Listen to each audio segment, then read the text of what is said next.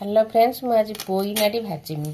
प्रथमे पोई नाड़ी के एमती काटिदबा ता ऊपर अंश एमती काढ़ीदबा आ पोई नाड़ी भल सिझिब ता भितर को भी मसला जीव। जदि सरू पोई होइथिबो ता मझिरु चिरिबेनी।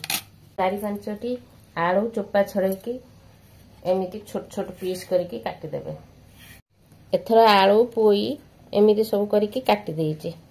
एठी गोटे बड़ चामच सोरिष तेल दे देइचे। हाफ चामच फुटण पकेइचे। फुटण फुटीगले आम पियाज देदेबा। मु गोटे पियाज को ये चूना करके नहीं पियाज भाजी है ब्राउन कलर है पर आम ये पोई आलू को देदेबा। स्वाद अनुसार लुण पकेबा।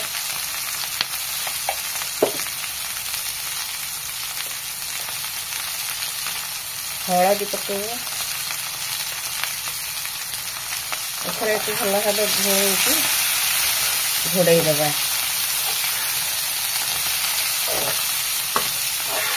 एमती गोल घोड़े दबा।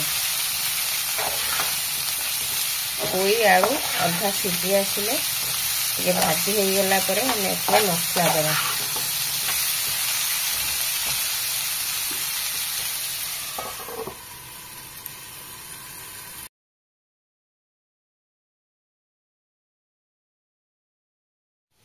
मसला नहीं सोरिष गोटे बड़ चामच, हाफ चामच खसा, पियाज गोटे छोटे, रसुण 5-6 पाखुड़ा, गोटे सुखिला लंका आ जीरा हाफ चामच एक भल भाव आम बाटीदबा।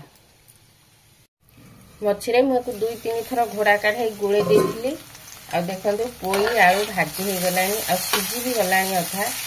आम एथर मसला देदबा। मसला रे अल्प टिके लुण पकेदबा।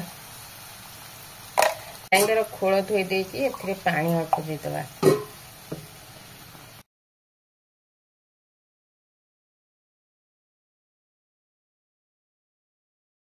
टिके समय एमती घोड़े दबा। देखो पानी मरीगले भल भाव सुखिलिया करदबा। आलू पोई भी सीझी गला आ टिके सुखिलिया करके ओल्है दबा। एमती भाजी बहुत टेस्टी लगे। गरम भात पखाल भात सबुथिरे खाई पारे। वीडियो जदि भल लगे आपण मानक निश्चित लाइक शेयर और सब्सक्राइब करेंगे। हो गला आ टिके सुखिलिया हो गला आम काढ़ीदबा।